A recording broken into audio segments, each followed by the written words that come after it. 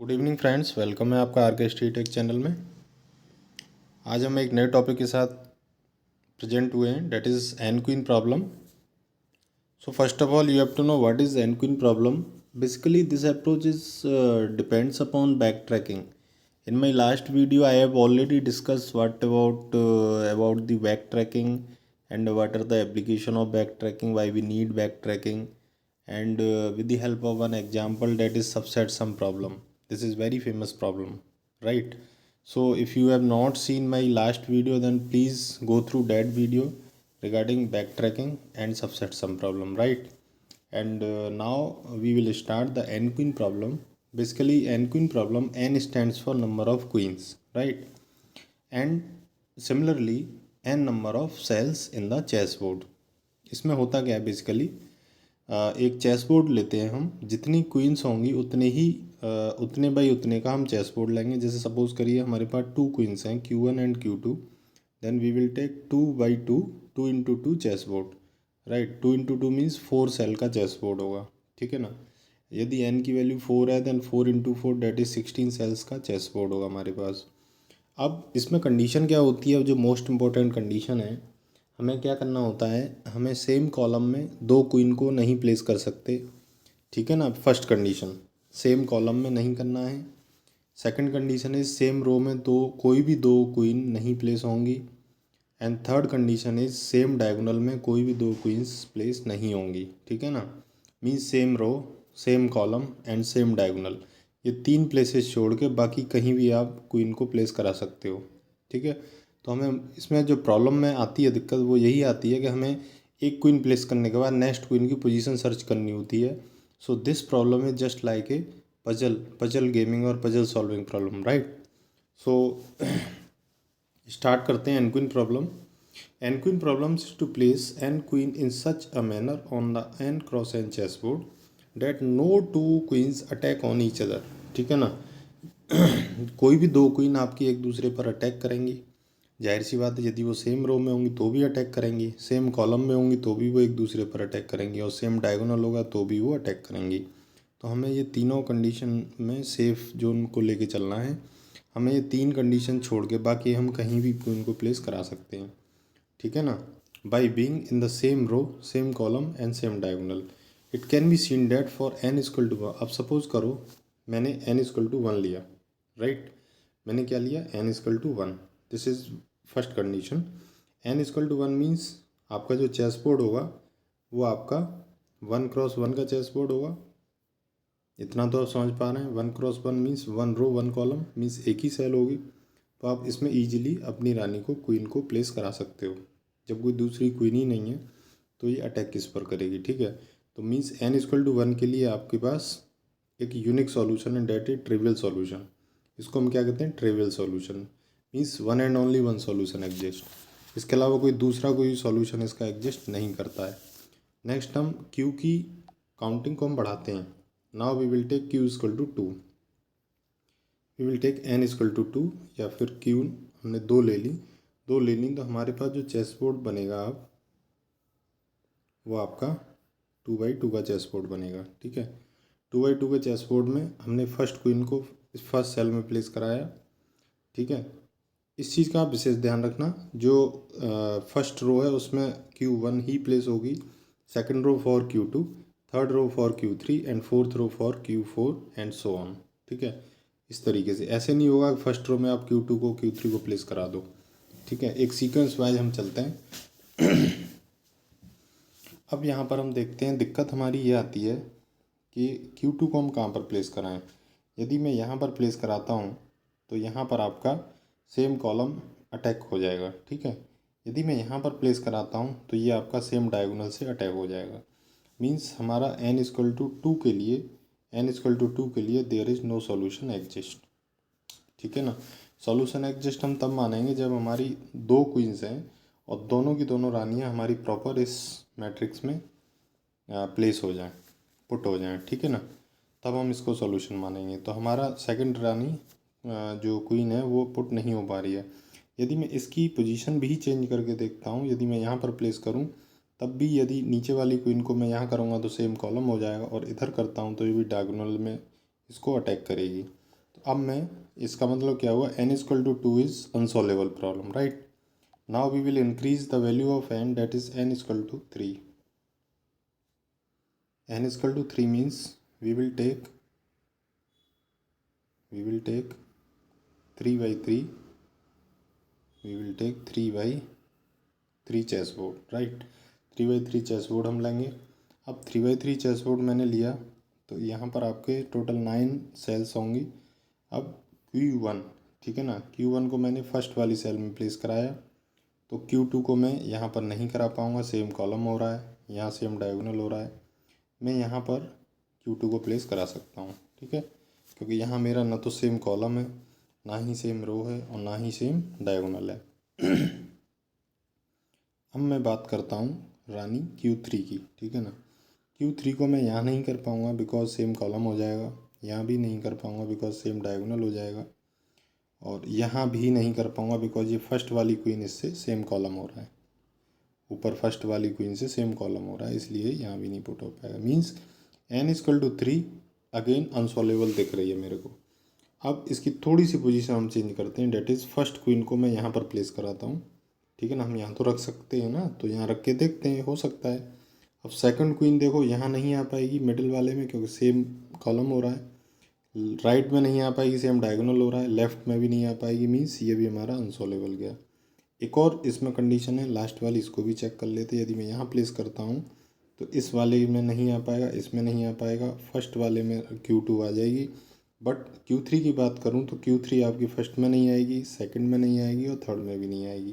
Means आपका again ये unsolvable रहता है, ठीक है। तो means n equal to 3 again is unsolvable problem in n queen problem, right. तो n इक्वल टू 2 अनसॉल्वेबल हुआ, n इक्वल टू 3 अनसॉल्वेबल हुआ, आपने देखा, ठीक है ना। अब हम बात करते हैं n equal to 4। n equal to 4 के लिए हम क्या करते हैं n इक्वल टू 4 के लिए अब हम बात करते हैं n इक्वल टू 4। तो हमने स्टेट स्पेस डायग्राम बनाया हुआ है, look at the screen. This is 4 queen problem using back tracking, ठीक है ना। अब हम इसको बैक ट्रैकिंग से हम कैसे करेंगे, हमने क्या किया, हमने 4x4 का चेस बोर्ड ले लिया। क्या ले लिया, हमने 4x4 का चेस बोर्ड ले लिया, राइट, ठीक है ना। 4 इंटू 4 टोटल आपके 16 सेल्स, ठीक है। अब बात करते हैं हम रानी Q1 की। तो Q1 मैंने फर्स्ट वाले में प्लेस करा दिया, कोई दिक्कत नहीं। अब जैसे ही ये फर्स्ट वाले में प्लेस कराया, वैसे ही हमारा क्या हुआ, Q2 की दिक्कत हो गई। अब Q2 की दिक्कत क्या हो गई, जैसे ही रानी Q2 आएगी तो Q2 रानी को मैं यहाँ पर प्लेस नहीं करा सकता हूँ बिकॉज ये सेम कॉलम हो रहा है। यहाँ भी नहीं करा सकता, डायगोनल हो रहा है। यहाँ मैं करा सकता हूँ, तो यहाँ मैंने Q2 को प्लेस करा दिया, ठीक है। Q1 को यहाँ कराया, Q2 को यहाँ कराया। अब बात आती है हमारी रानी Q3 की। Q3 को यदि मैं आगे ड्रॉ करता हूँ इसको, तो Q3 में देखिए मैं यहाँ नहीं कर पाऊँगा, यहाँ भी नहीं कर पाऊँगा, यहाँ भी नहीं कर पाऊँगा और यहाँ भी नहीं कर पाऊँगा। मीन्स चारों की चारों पॉसिबिलिटी में आपका क्रॉस आ रहा है, ठीक है। अब हमने क्या किया, हम इस नोड पर वर्कआउट कर रहे हैं। यहाँ से हम वापस जाएंगे अपने अपर नोड के पास, ठीक है। अपर नोड के पास वापस जाएंगे और Q2 की पोजीशन को हम चेंज करेंगे। जो हमारा Q2 यहाँ पे था, इसको हम आगे किसका आगे देखेंगे, डेट इज़ लास्ट वाली पोजीशन पर, राइट, ठीक है ना। हम यहाँ भी रख सकते हैं, ठीक है, क्योंकि यहाँ कहीं भी आपका same column, same row, same diagonal exist नहीं कर रहा है। अब यहाँ पुट करने के बाद क्या देखा आपने, Q3 के लिए क्या पॉसिबिलिटी बन रही है, हमें ये देखना है। Q3 के लिए जो पॉसिबिलिटी बन रही है, डेट इज़ आप यहाँ प्लेस नहीं करा सकते हैं Q3 को, यहाँ भी नहीं करा सकते, यहाँ भी नहीं करा सकते, आपने यहाँ पर करा दिया Q3 को, क्योंकि यहाँ कहीं भी देखिए, आप देखिए यहाँ कहीं भी देखिए डायगोनल भी नहीं आ रहा है, सेम कॉलम भी नहीं आ रहा है और सेम रो भी नहीं आ रही है, तो यहाँ प्लेस करा दिया, राइट। अब नेक्स्ट हम आते हैं Q4 के लिए। Q4 यहाँ प्लेस नहीं करा सकते हो, यहाँ भी नहीं करा सकते हो, यहाँ भी नहीं करा सकते हो, यहाँ भी नहीं करा सकते हो। मीन्स Q4 की पॉसिबिलिटी सारी ख़त्म हो गई, Q4 के सारे रास्ते क्लोज हो गए।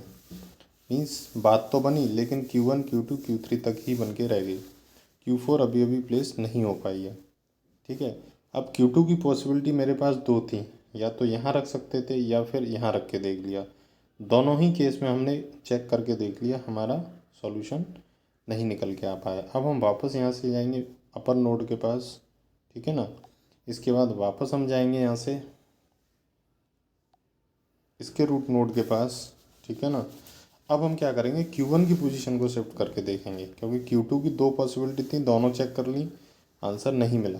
अब हम Q1 की पोजीशन चेंज करेंगे, डैट इज़ जो हमने Q1, आप ये मान लीजिए जो भी हमने जो Q1 यहाँ पर फर्स्ट सेल में रखा है, ये वाला Q1 जो हमने फर्स्ट में रखा है, अब हम इसको सेकंड वाली सेल में पुट करके देखेंगे। तो हम यहाँ से राइट साइड में आ गए, सेकंड वाली सेल को मैंने क्या किया, एक्सटेंड किया। जब सेकंड वाली सेल को एक्सटेंड किया तो मेरा आया ये।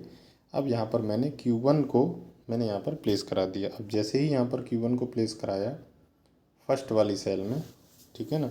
अब Q2 की बारी आती है, तो Q2 आपका देखिए फर्स्ट वाले में प्लेस नहीं हो पाएगा, सेकंड वाले में भी नहीं हो पाएगा, थर्ड वाले में भी नहीं हो पाएगा, फोर्थ वाले में हो जाएगा। तो फोर्थ वाले को मैंने एक्सटेंड किया और मैंने Q2 को यहाँ पर प्लेस करा दिया। यहाँ तक आ रहा है समझ में, कोई दिक्कत, कोई परेशानी, ठीक है ना। यहाँ तक आपने Q2 सक्सेस पा ली है। अब हम बात करते हैं Q3 की। अब Q3 के लिए हम पॉसिबिलिटी चेक करते हैं, Q3 की पॉसिबिलिटी क्या बनती है वो हम देखते हैं, राइट, ठीक है ना। Q1 आपका यहाँ पर आ गया, Q1 आपका देखिए यहाँ पर आ गया, Q2 आपका यहाँ पर आ गया। अब Q3 आपकी यहाँ आ नहीं सकती, यहाँ पर आ नहीं सकती, डायगोनल हो रहा है, यहाँ सेम कॉलम हो रहा है, आपने यहाँ पर प्लेस करा दिया Q3 को। Means Q1, Q2 and Q3, तीन क्वीन आपकी एडजस्ट हो चुकी हैं। अब बारी आती है Q4 की। Q4 देखते हैं, हो सकता है मे भी सॉल्यूशन मिले, ठीक है ना। Q4 की हम बात करते हैं, तो Q4 देखिए यहाँ आप रखोगे नहीं क्योंकि सेम कॉलम हो रहा है, यहाँ भी नहीं आएगा, सेम कॉलम हो रहा है, यहाँ भी सेम कॉलम हो रहा है। आपने यहाँ पर Q4 को प्लेस करा दिया, मीन्स Q1 को आपने यहाँ कराया, Q2 को आपने यहाँ कराया, Q3 को आपने यहाँ कराया और Q4 को आपने यहाँ पर कराया। तो चारों क्वीन आप देख रहे हो स्क्रीन पर, चारों ही क्वीन अपनी अपनी जगह पर प्लेस हो चुकी हैं with condition same row, same column and same diagonal को बचाते हुए, ठीक है ना। तो ये आपका फाइनल आंसर मिल जाता है। यदि मैं इसकी नंबरिंग करूँ ऊपर 1 2 3 एंड 4, तो ये आ जाएगा आपका 2, 4, 1, 3, 2 4 1 3। This is one solution, 2 4 1 3, this is one solution for 4 queen problem. अब हो सकता है एक और सॉल्यूशन मिले, ठीक है ना, एक और सॉल्यूशन मिले। अब हम क्या करेंगे, एक सॉल्यूशन मिलने के बाद हम स्टॉप नहीं करेंगे, अब हम इसको वापस जाएंगे, इसके रूट नोड के पास वापस जाएंगे, और जैसे ही रूट नोड के पास वापस जाएंगे, यहाँ से रूट नोड के पास वापस जाएंगे, फर्दर इसके रूट नोड के पास वापस जाएंगे, और हम क्या देखेंगे, अब हम Q1 की पोजीशन को फिर से हम शिफ्ट करके देखेंगे। जैसे ही Q1 की पोजीशन नेक्स्ट वाली सेल में शिफ्ट करेंगे, फिर से हम देखेंगे कि क्या Q2, Q3 and Q4 adjust हो पा रही हैं, ठीक है ना।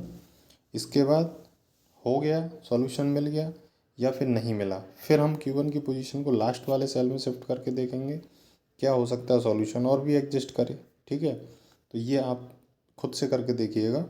केस 3 एंड केस 4, दो केस मैंने बता दिए, case 3 and 4 you have to solve by your, right. Then check what will be the answer and what will be the another solution for 4 queen problem.